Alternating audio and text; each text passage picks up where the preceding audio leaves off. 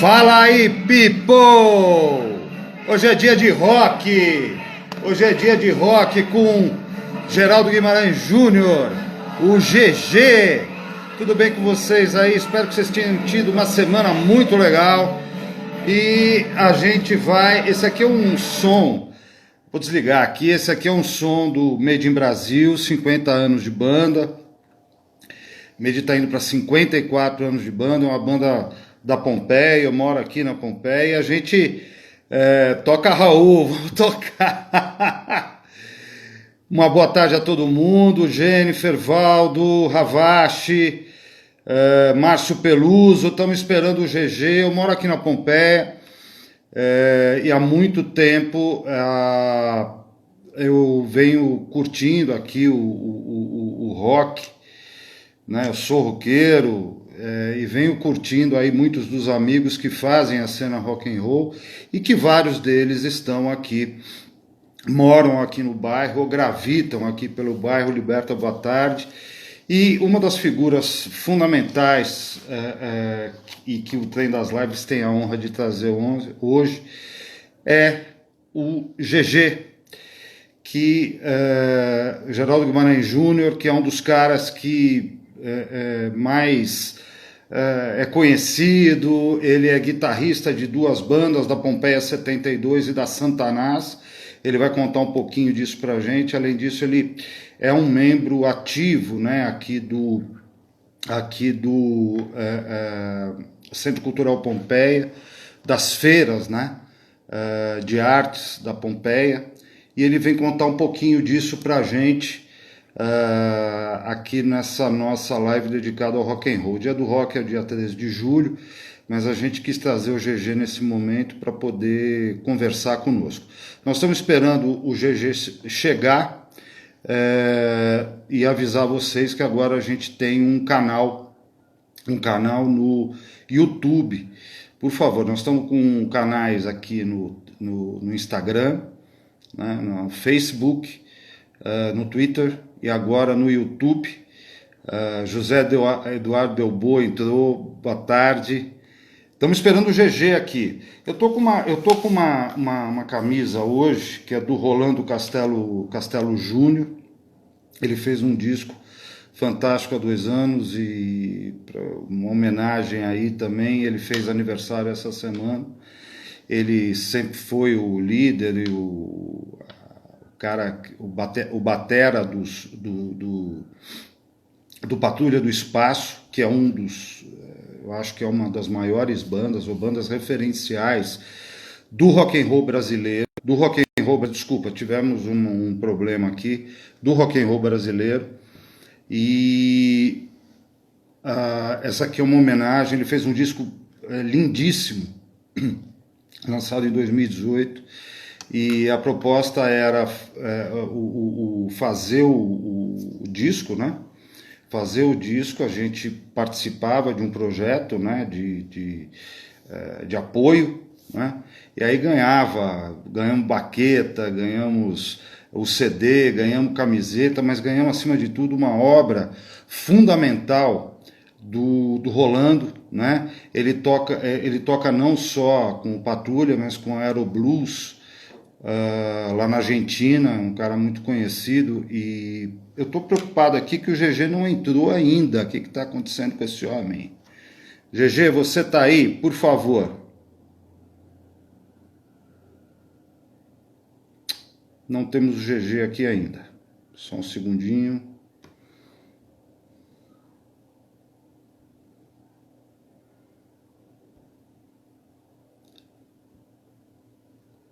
Enfim, vamos começar o programa. A gente espera o GG chegar.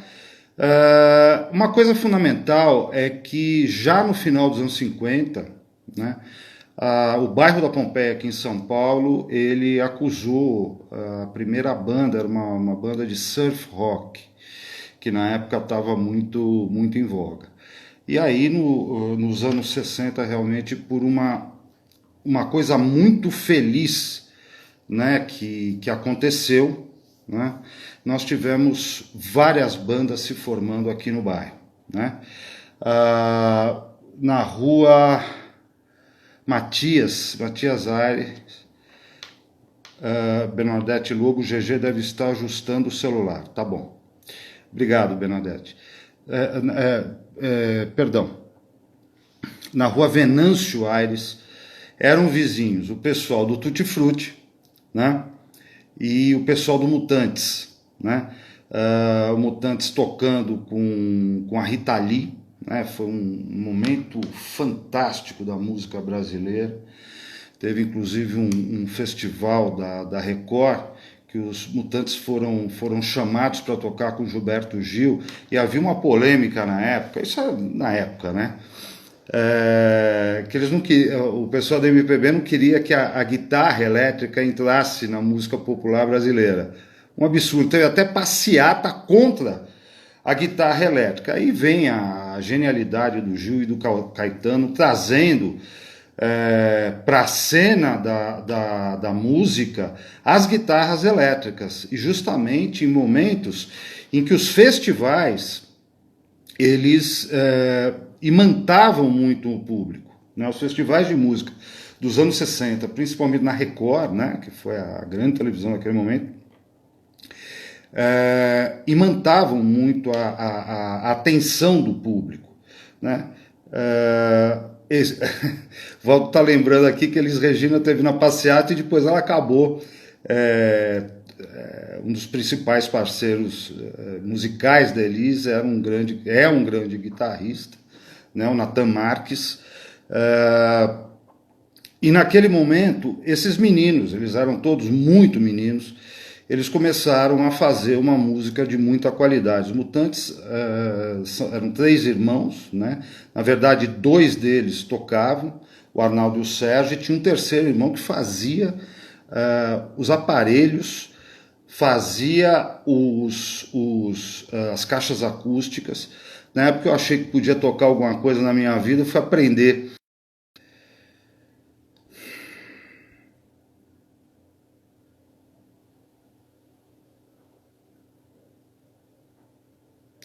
Por favor, se tiver alguém aí do lado do GG, tem a página do Instagram do Trem das Lives, tem uma bolinha em cima que está escrito ao vivo. É só bater ali. A gente fez um teste e deu tudo direitinho. Então, continuando, o terceiro irmão dos Batista, aqui, ó, GG e tudo, ele era responsável pelos aparelhos e até por produzir guitarra, né? Eu me lembro, então, estava contando para vocês que quando eu tentei aprender guitarra, mas não deu certo, o meu professor, ele tinha umas caixas acústicas enormes no estúdio dele, e essas caixas foram feitas na época pelo irmão que era o tecnólogo lá dos Mutantes. Vamos chamar o GG, que agora está aqui. Eu vou chamar o GG aqui conosco. Vamos só esperar ele entrar.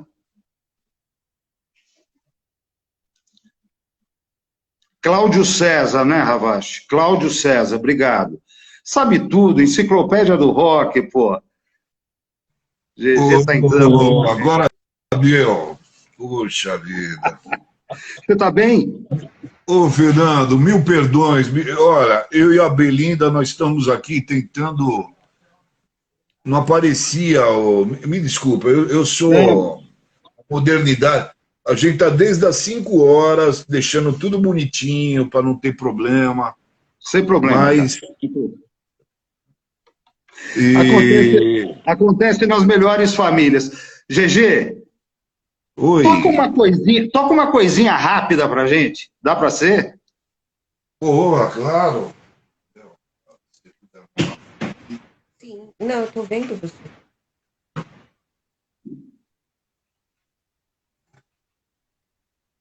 Tá numa afinação mais baixa.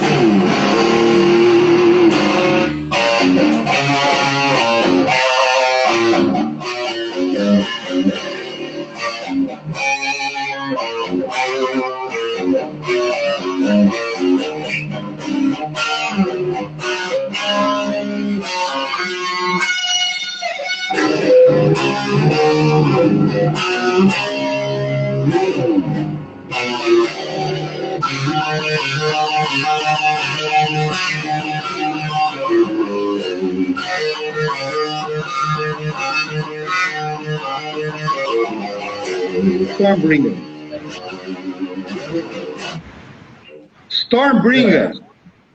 Stormbringer. De onde é que veio essa paixão pelo Deep Purple? Conta pra gente.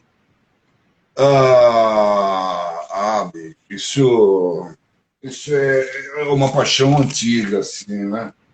Eu conheci, eu não vou mentir, assim, que eu conheci primeiro do rock pesado, eu conheci o Led Zeppelin, né? Acho que o Led Zeppelin a gente tinha, tô falando dos anos 70, né? Pelo menos eu tinha mais facilidade de achar os discos, né? As fitas na época, ou se não os long plays, né? E aí eu tinha mais essa facilidade de achar. Depois, eu vim conhecer o Deep Purple como... Acho que a porta de entrada do Deep Purple é Smoke and the Water, né? Essa fase mais do Gillan, né? How We Star, e que tá tudo ali no Machine Head, no In Rock, né?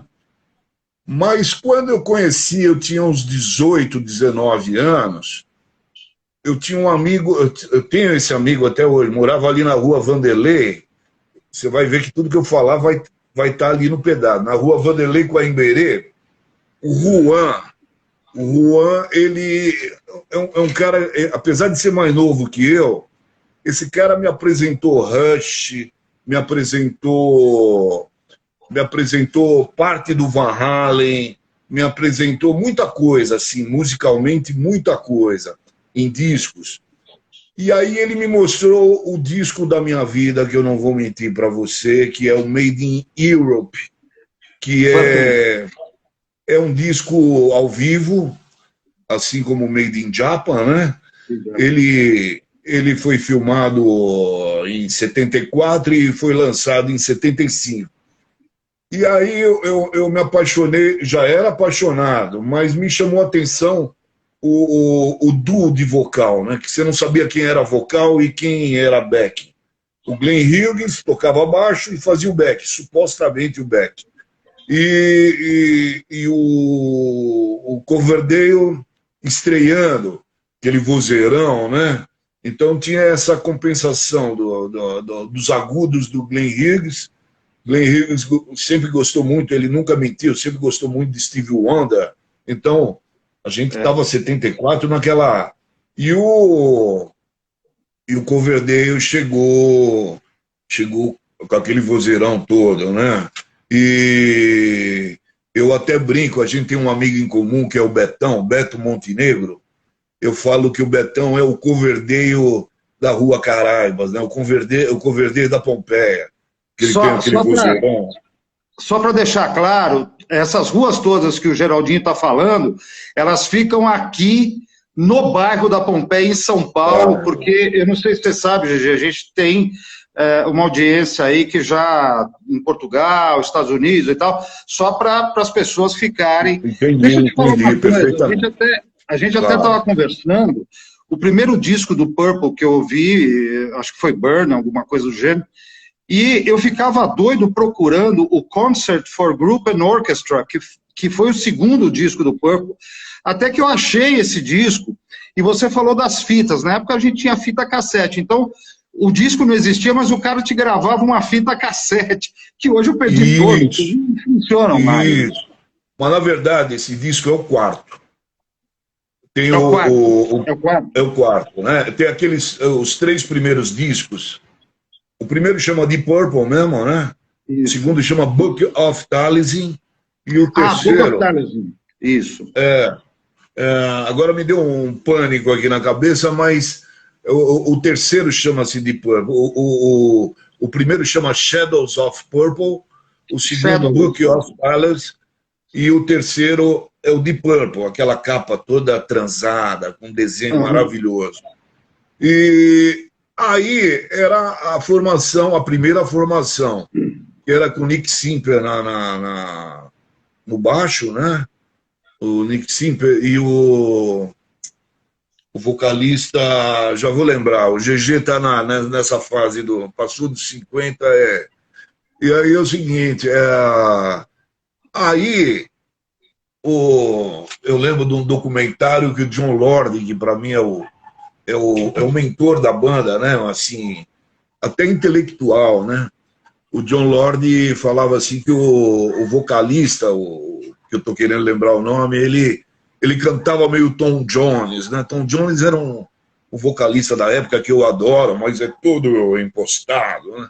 E eles queriam outra coisa, porque já tinha saído o Led Zeppelin 1, né? Então o Blackmore ficou fascinado naquilo ali. Ele já gostava do Hendrix e tal. E aí eles começaram a procurar e acharam um menino de 24 aninhos, chamado Ian Gillan. E o Gillan, para mim, é fenomenal, assim, é um vocalista que eu amo. E o Gillan falou, olha, eu só vou com uma condição. Porque o Gillan, até ele fazia aquela peça, Jesus Cristo Superstar, que ele trouxe até aquela música Aleluia, tal, pro Purple, tal, né? E ele falou, olha, eu só vou com uma condição, eu quero o meu baixista. E o baixista era o Roger Glover, moral da história.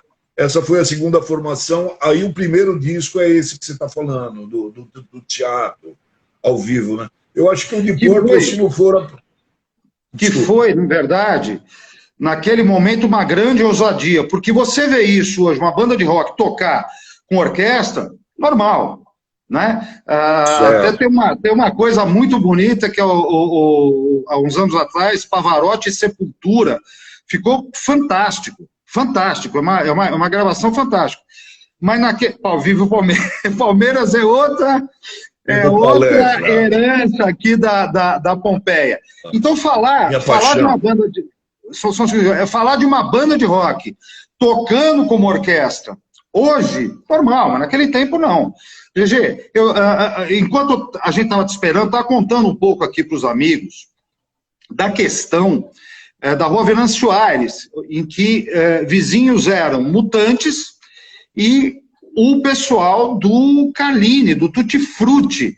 E depois você ainda tem ali pertinho Made em Brasil, que esse ano, se não me engano, 54 anos de banda. Eu acho que tirando os Rolling Stones, eles são a banda mais antiga no mundo. Tirando os Rolling Stones e o que toca a Saudosa Maloca lá, como que é? O da Garoa, os Demônios da Garoa.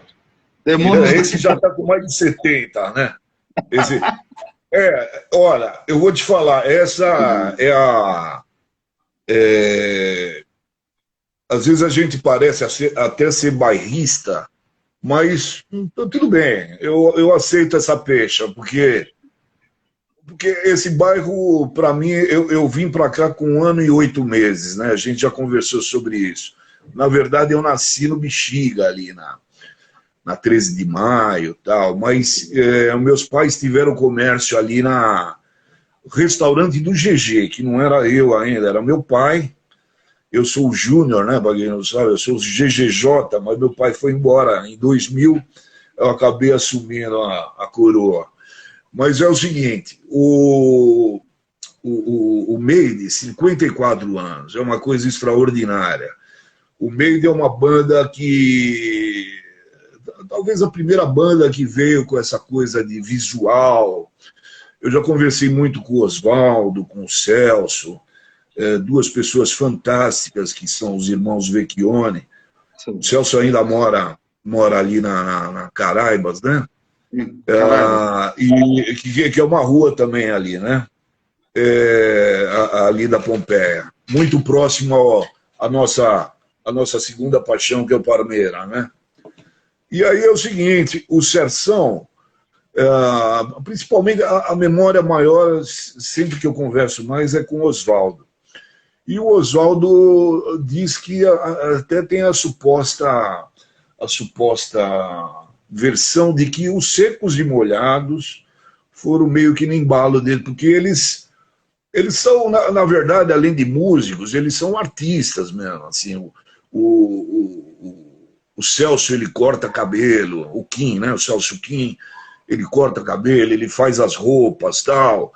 E o que eu quero dizer é que, assim, eles, se você pegar as primeiras fotos do Maiden, assim, de 67, 68, eles eram diferentes de tudo, assim. Eles já iam para aqueles shows que o Alice Cooper começou a fazer na década de 70. Eu estou dizendo assim, guardadas as proporções, porque o Alice Cooper tinha dinheiro lá na América e tal. Mas o Maiden, assim, por exemplo, Jack Stripador, eles faziam caixão, eles tinham essa coisa da teatral, né? do rock, do início dos anos 70, né? E é a tríade, né? Que eu acho que ali é a tríade, que é Mutantes, Mutantes, GG, todo mundo gosta. Opa! Às vezes deixa eu eu te sou bom falar, prolixo. você falou que o Ney Matogrosso talvez tenha copiado o Made, e na verdade o Ney fala que talvez o Kiss tenha o copiado. Não, Quer dizer, essa é a versão. É verdade. Eu já ouvi essa versão do Ney. Eu só estou falando assim, alguma coisa que eu bati papo com o Oswaldo, e ele falou que chegaram até a tocar no mesmo ambiente que os Secos e Molhados, isso por volta de 72, por aí, antes os Secos e Molhados estourou mesmo em 73. Então isso. o pessoal do Maiden já estava na 74. Eles gravaram o primeiro disco, que é do Banana, tal, né? É um disco sensacional. Era o Cornelius no vocal ainda, né? Uma puta banda. Saiu até, para quem não se lembra, apareceu até no Fantástico, né? A banda Made in Brasil apareceu. Era um som da época, era o rock da época, assim, né? Os Mutantes, todo mundo já conhece. E o Tutti Frutti foi com a separação da Rita dos Mutantes, em 72, eles começaram o primeiro disco mesmo oficial do Tutti Frutti, com o nome Tutti Frutti, né? Isso.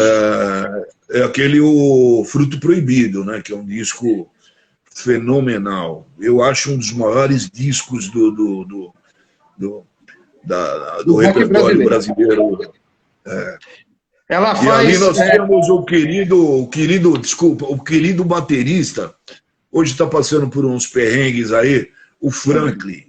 O Franklin é o Franklin Paulilo, uma pessoa extraordinária, humilde, e um querido nosso, mora aqui na Pompeia ainda, teve um AVC, mas está se recuperando e vai voltar, porque assim, na minha opinião, é um dos grandes bateristas do Brasil, assim.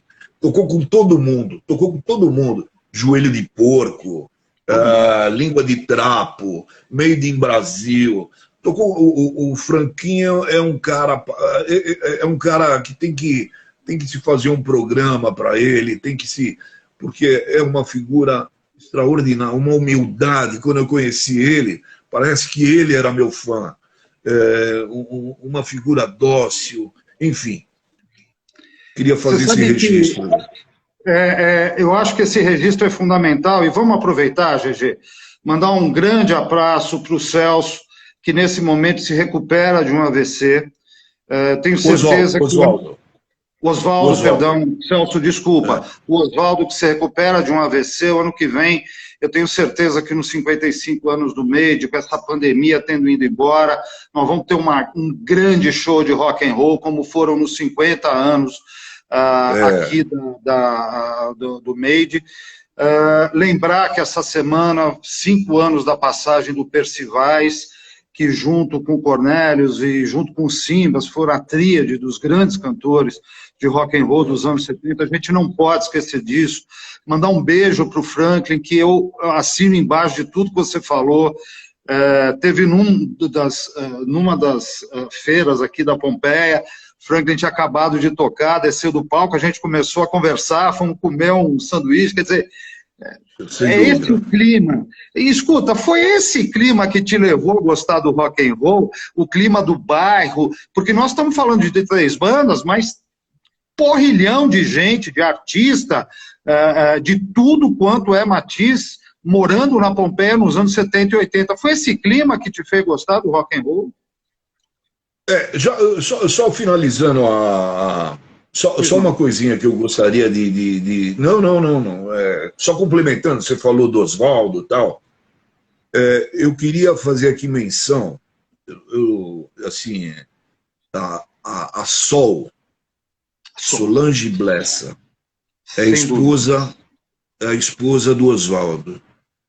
É um anjo, é uma pessoa, não estou fazendo média, mas eu só queria... Ela é vocalista hoje, faz backing e tal, com ele e tal.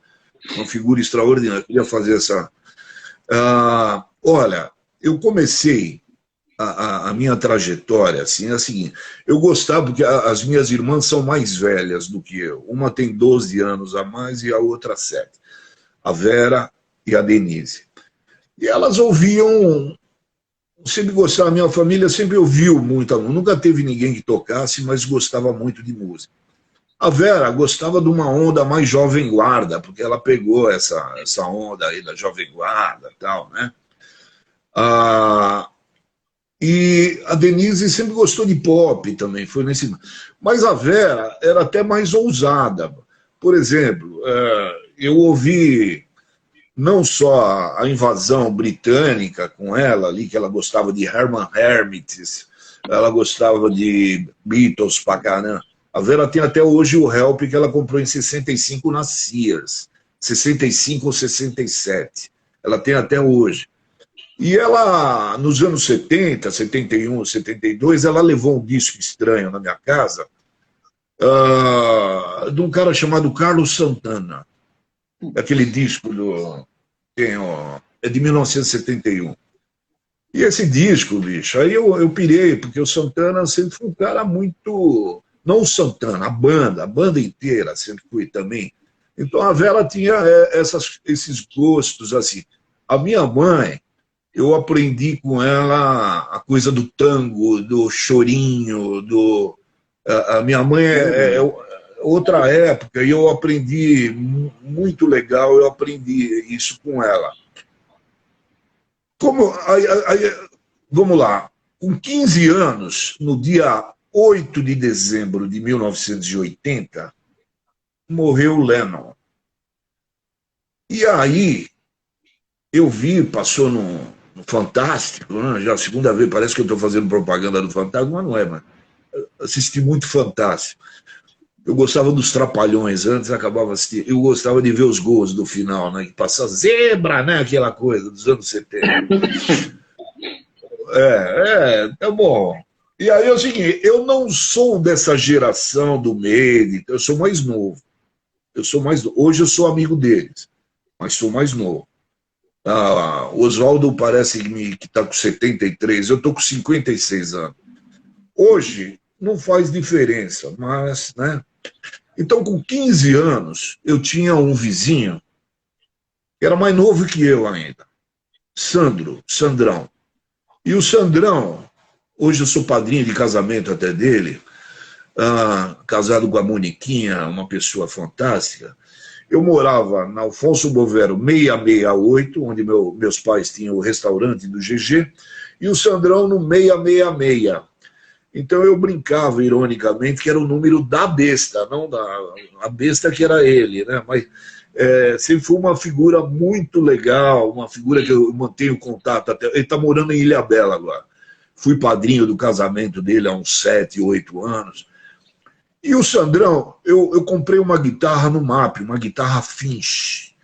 era uma guitarra fabricada aqui. Eu era office boy. E o meu primo, Paulo, que é meu irmão mais velho, eu falo que é meu irmão mais velho, Paulo Sérgio, é o meu mentor intelectual, ele era o meu financiador no MAP. Ele trabalhava, no MAP tinha aquela coisa do crediário, né, que você fazia. Enfim, e eu comprei essa guitarra. E eu tinha um violão Giannini, já muito velhinho, e eu falei, Cabeção Santo, vamos montar uma banda, né? Eu tinha 15, 16 anos, e o Sandro tinha 12. Pô, vamos montar. Aí, eu não tocava bem guitarra, não toco até hoje, mas era muito pior. E o Sandrão, ele não ia nas cordas de jeito nenhum. E a gente ensaiava no bar do meu pai, que fechava aos domingos, escondido até. Minha mãe saía todo mundo, a gente ia lá e os vizinhos reclamavam pra caramba. Bom, moral da história. O Sandrão começou a batucar com os dedos na cadeira do bar. Eram umas cadeiras furadas embaixo. E eu falei, pô, esse cara, ele não é das cordas, né? Assim, esse cara é E tinha um ritmo fenomenal. Eu trabalhava, ele não trabalhava na época ainda, eu acabei comprando, tinha aquele jornal Primeira Mão, eu acabei comprando uma caixa da Pinguim e ajudei, falei, pô, você vai ser o baterista da minha banda, da nossa banda, né? Eu queria ser Beatles. Você comprou uma caixa só, o resto da bateria não? Não, eu ia comprar o salário de office boy, ia comprar o quê? Comprei uma caixa da Pinguim. Bateria que hoje acho que nem existe mais. Foi ali na Lapa e tal, né? E o Sandrão, ele fez jus à coisa, porque o Sandrão, ele tocou, e depois ele me apresentou, a banda que eu mais curti na Pompeia, para mim o Whitesnake, sem querer dar rótulos assim, Whitesnake brasileiro, Cavalo Vapor. O Sandro foi o baterista do Cavalo Vapor, simplesmente isso. Deixa eu só falar uma coisa, mandar um abraço para o Fernando e para o Oscar Sacomã. O Oscar, eu estudei com ele na universidade, a gente fez a ECA junto, e o Delfim, que depois acabou vindo com os teclados também. Então, um beijo.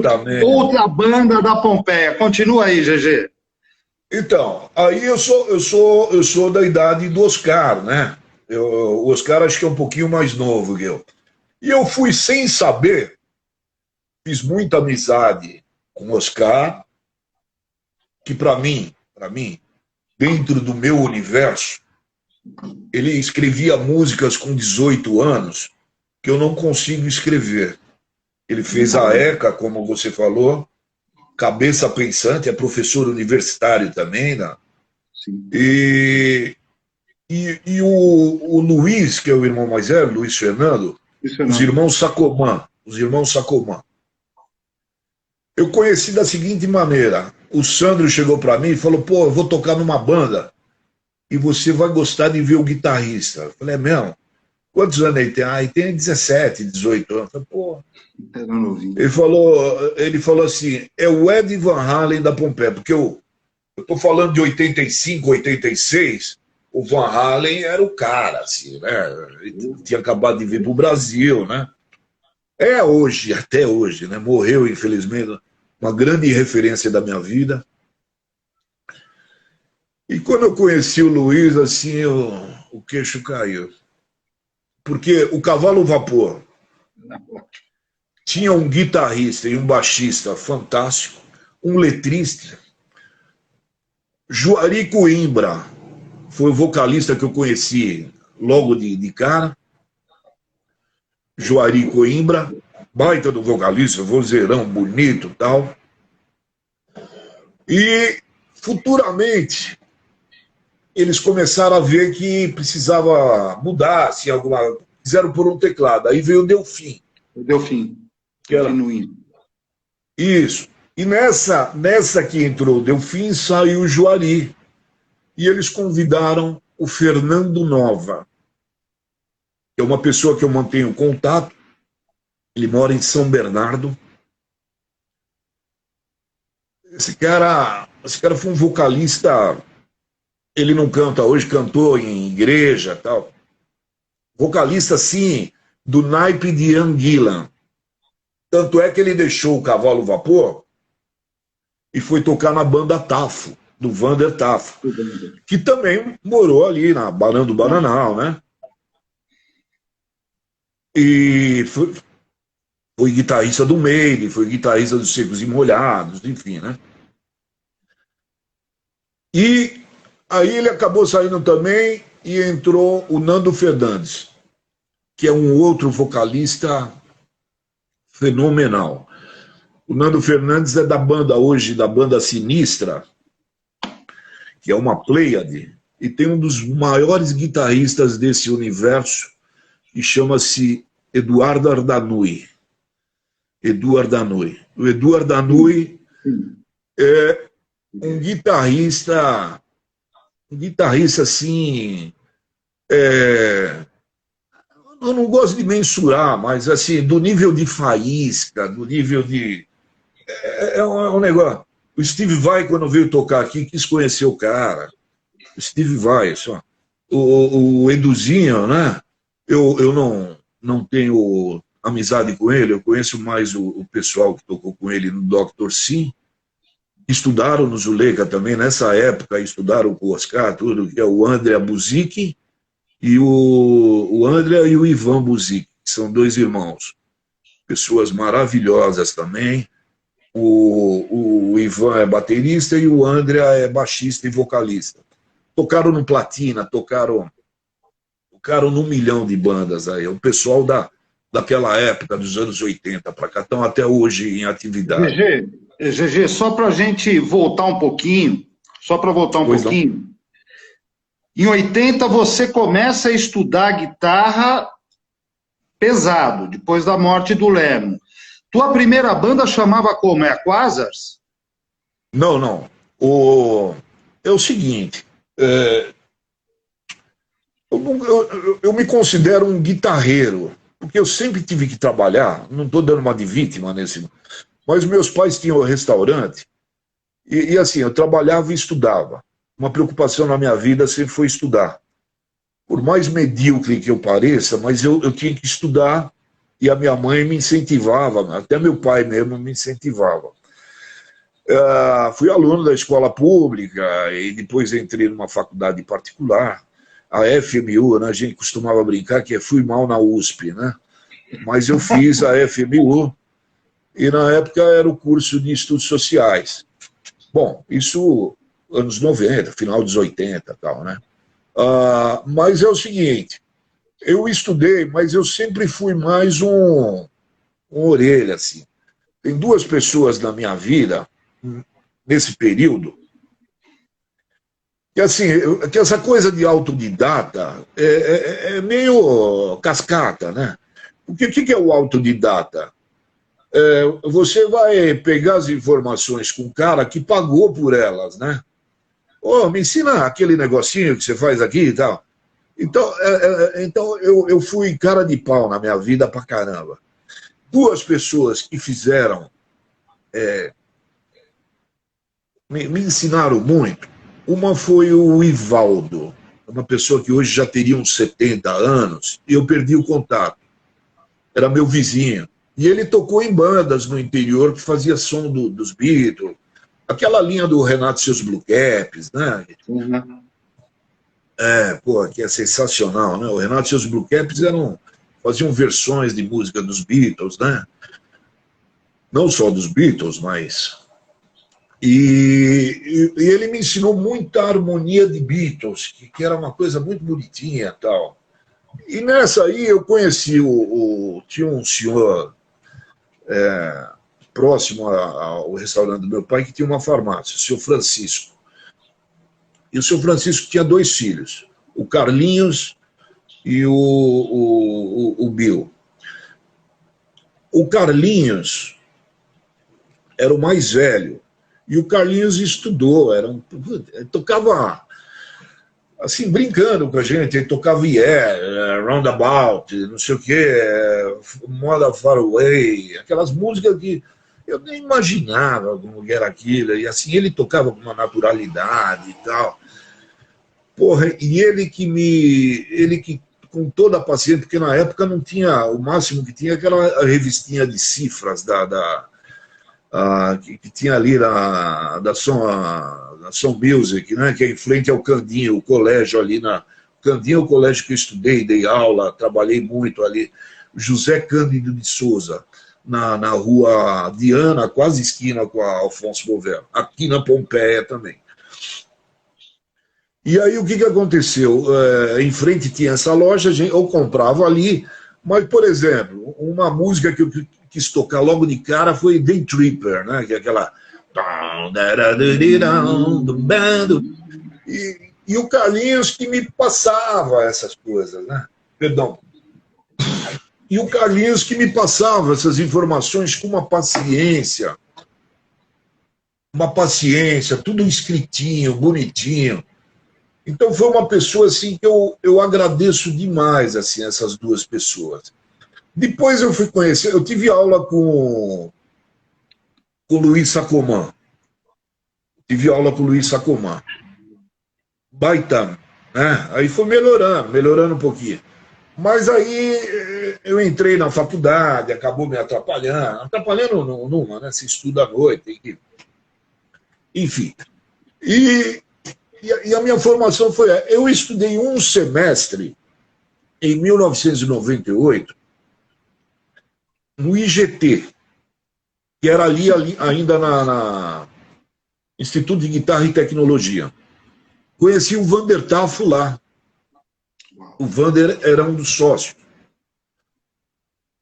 E eu tinha uma 400, até um fato curioso, eu tinha uma 400 com banco rasgado, não sei, aquelas motos que, né?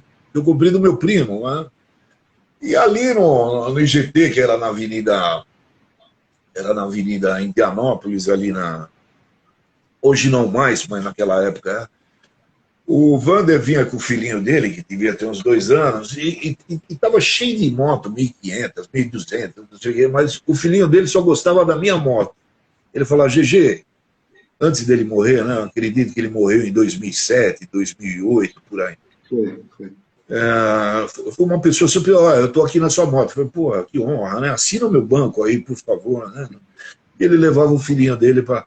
Mas é o seguinte, eu tive aula lá com o argentino, um Christian, professor maravilhoso, um bluseiro de primeira categoria, mas eu fiz um semestre só, eu sempre fui arredio com a música, eu sempre fui... Enfim, e aí, né, hoje... Você liga a internet, eu quero tirar tal música. Aí, pô, tem a videoaula da música. Hoje é tão tranquilo. Antigamente era, você tinha que fazer a coisa. Oi. Para quem não conhece o Vander Tafo, eu acho que ele fez uma banda que foi uma banda que fez muito sucesso. Você pode falar um pouquinho o nome dessa banda? A banda Rádio Táxi, né? Essa que você diz, né? Exatamente, que era o Willy, né? Era o Willy, o Vander. O baterista é o. Oh, meu Deus do céu, como que é? E no baixo. Eles estão até hoje. No baixo, o Limarcucci, né? Maravilhoso Limarcucci que tocou. Você vê como é que tudo volta. Limarcucci, que tocou no Tutti Frutti. É o baixista dos álbuns mais bonitos da Rita Lee, Tutti Frutti, Tudo Proibido, Entradas e Bandeiras. Aliás, um comentário, parece que tudo, houve ali no final dos anos 60, até metade dos anos 70, álbuns de rock and roll, de rock progressivo, se você for pegar, são todos dessa época. Foi um momento marcante. GG, como a gente está com só 15 minutos de programa, eu queria que você falasse um pouco das tuas bandas, da Pompeia 72 e do Santanás. Certo. Olha, eu vou falar um pouco primeiro do Quasars, que foi uma banda... Por favor. O Quasar, assim, ele teve vários músicos. Meus grandes irmãos e fundadores, o Carlinhos, que era baterista, Vladimir Bittencourt era o baixista, e o Fernando Lucarini, 3 amigos maravilhosos. Mas, com o passar do tempo, foram mudando. E eu toquei a formação oficial, eu diria que a gente tocou 7 anos, mais ou menos, junto. A cozinha, Fábio Shepa, a Narca, a Fábio tocou até, se não me falha a memória, tocou até com o Cavalo Vapor no início. Era muito amigo, baterista formidável. E o Valtão que tocou Ratos de Porão, Persis Band. Tocou, o Valtão, um músico muito conhecido no movimento punk. Essa cozinha era terrível. Eu na guitarra, Tiago Maldonado no teclado e o Rondini, Rafael Rondini, que eram 2 pessoas aqui de Pirituba. Essa foi assim, a maior formação. Aí a gente começou a fazer som ao vivo, som próprio, desculpa. Essa formação se dissolveu, voltou o Vladimir Bittencourt, autoral, né? E aí o Vladimir voltou, Deni Martins no vocal, o extraordinário Jimmy Papum no teclado. Fala de Jimmy novo. Papum. O extraordinário Jimmy Papum, filho do Rainer Papum, do The Central Scrutinizer, do Estúdio Paris, né? E o baterista voltou. Eu toquei com todo mundo, menos os irmãos Sacomã. O Sandro voltou na bateria, o Sandro Big Head, que é o meu compadre, que tocou, que é aquele que eu contei logo no começo, que a gente... Enfim, aí o que acontece? A gente separou tal, e eu quis montar respirar novos ares, e eu chamei... Primeira pessoa que eu chamei foi o Beto Montenegro. Beto Montenegro, grande amigo meu, nosso, ele tocou na banda Plasma em 1971, 72, que era um power trio. Ele, o meu querido Franklin Paulilo, que era o primeiro baterista, e o amado Babalu, Tony Babalu, que foi músico do Tony Babalu, foi músico do Made in Brasil, né? Somente esse trio aí. E aí eles se separaram, saiu o Franklin e entrou. Saiu o Ademir da Guia, entrou o Rivelino, entrou o Rolando, o Castelo Rolando, que também foi baterista. Hoje ele tem a banda a Patrulha do Espaço há muito tempo, mas tocou no Made também, tocou com todo mundo. Baterista incrível. E o nosso baterista, o incrível Henrique Iafelite. O Henrique Iafelite, para quem não sabe, próximo ao Palmeiras, na rua Turiaçu, perto do largo ali da Vila de Sumaré. O pai dele teve por quase 50 anos, o seu Carlos Iafelite, que era músico, concertista. Ele teve 2 filhos, o Carlinhos, que é um guitarrista extraordinário, e o Henrique, que é um baterista absurdo. Os filhos do Henrique hoje tocam, o Pedro e o Alexandre. O Alexandre é baterista. Eles tiveram uma banda no início dos anos, não vai dar tempo da gente falar isso, mas quando começou a falar... Estamos com 10 minutos, senão a gente não consegue falar da Pompeia e do Santana. E aí ele tocou no início da Fábrica do Som com a banda Zangoba, uma banda, na época chamava jazz rock, né? Hoje a gente fala mais fusion, né? E era uma encrenca já naquela época, assim, né? O Henrique Iafelite e o Carlinhos, que é o irmão dele. Duas pessoas extraordinárias. Quanto ao Santanás, o que foi? Eu conheço o Fábio... Só um segundo. Você não falou que o Pompeia... O que toca o Pompeia? O Pompeia toca o quê? Sobretudo Deep Purple, né?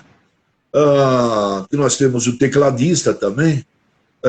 O tecladista, eu ia me esquecendo, me desculpe, Edu, é o Eduardo Del Bux, que é um cara que veio da praia de Emerson, Lake and Palmer, Yes, é um tecladista que toca com Moog, que toca uma figura incrível também. Mora lá no Jabaquara, mas...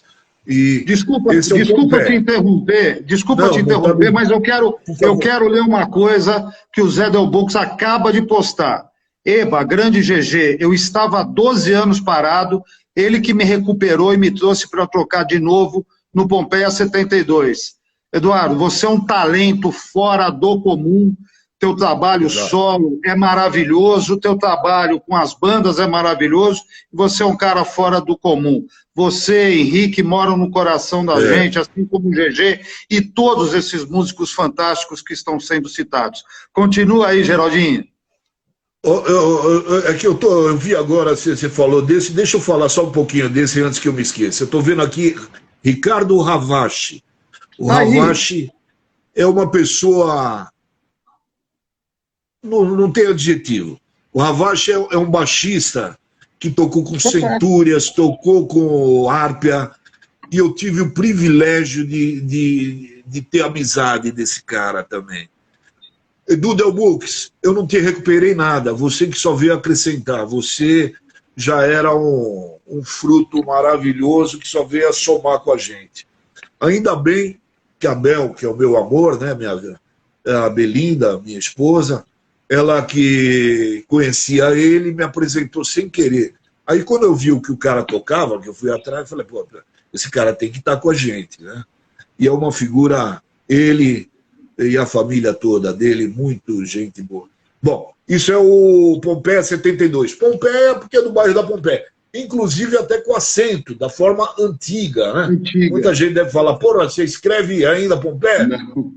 Porque era assim antes. Em 72, porque é uma safra do rock, para mim, Machine Head, é o Black Sabbath 4, eu vou citar alguns só, né?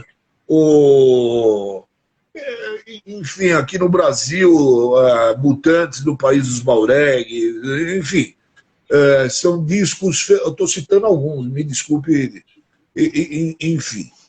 E aí a gente resolveu... encerramos o capítulo do Pompeia, posso passar para o Santanás? O Santanás, o que foi? Oi?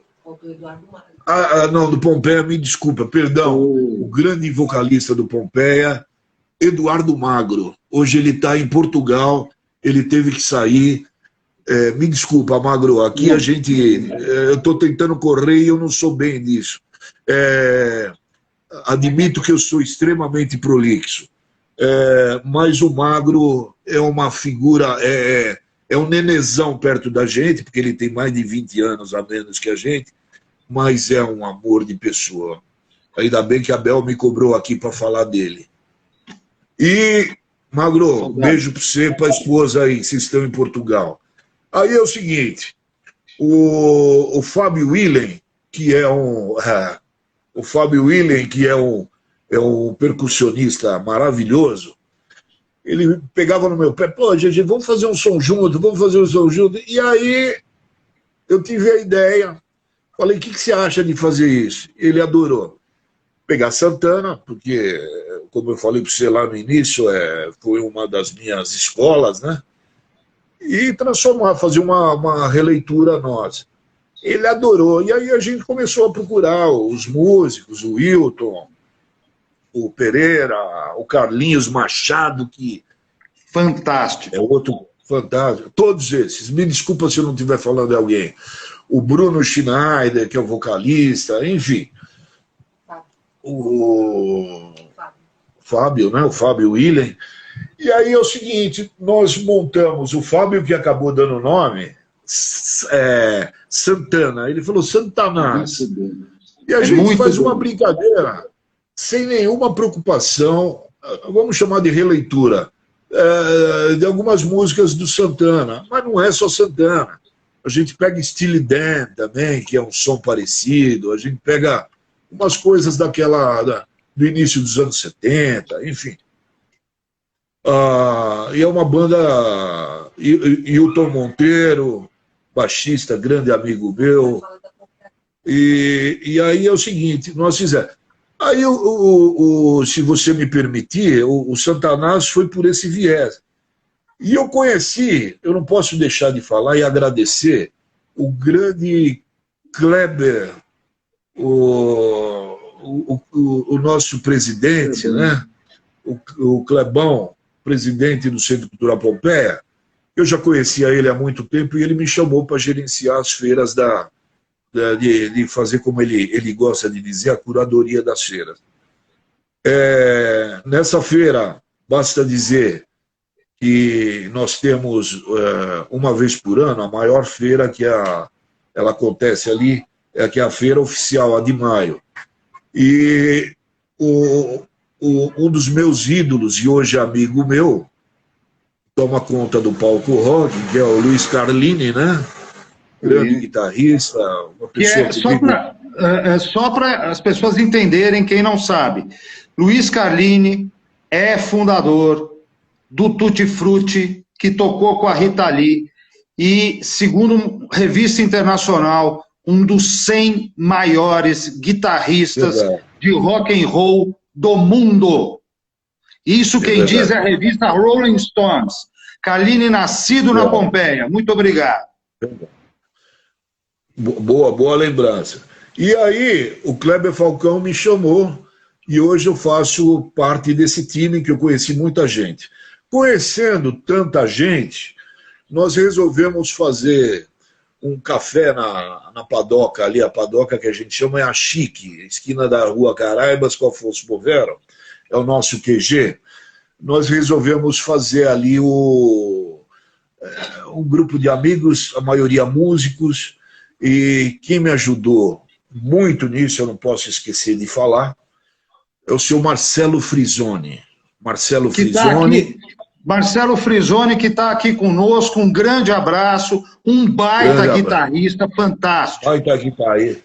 Lógico, a gente tem que falar do homem, mas tem que falar da mulher, né? Simone Bressan, uma vocalista linda, maravilhosa. Eu tenho muito carinho por esse casal e pelos filhos dele. O Frisoni eu conheci em 1985 com a banda Infravermelho, que era uma banda ali da região e o Sandro que me apresentou, o Sandro Big Head, que me apresentou. O Marcelo, é bom dizer que assim, eu estava meio desiludido em fazer as coisas, e ele que me incentivou, GG, a gente precisa fazer a Feira da Pompeia. A Feira da Pompeia é importantíssima. Fala. Infelizmente, nosso tempo acabou. Nós vamos fazer o seguinte, dia 13 de julho, dia do rock, nós vamos ter uma nova oportunidade para a gente conversar, tá bom? Você tem muita história, eu só quero dizer uma coisa, que eu estou extremamente emocionado em entrevistá-lo. Você é sim uma das almas do rock and roll brasileiro, assim como várias das pessoas que estão por aqui, o Frisoni, o Delbo, o Ravache e outras tantas tão queridas. Muito obrigado por ter aceitado esse momento e, mais do que isso, o rock and roll é a vida da gente, ele não morre nunca, ele nos transforma em seres cada vez melhores. Um beijo para todo mundo, beijo para quem ficou com a gente, desculpa, senão a gente não consegue gravar a live. Fica com Deus, meu irmão. Muito obrigado pelo convite. Me desculpe pelas histórias que eu acabei não contando.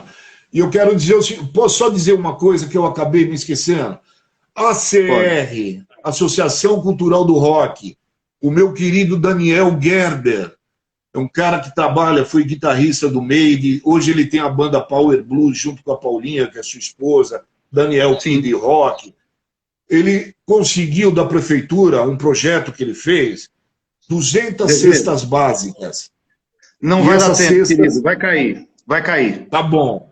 Me beijo. desculpa, eu acabei não Imagina. falando. Abraço. Valeu. Comendão, muitas graças. Valeu.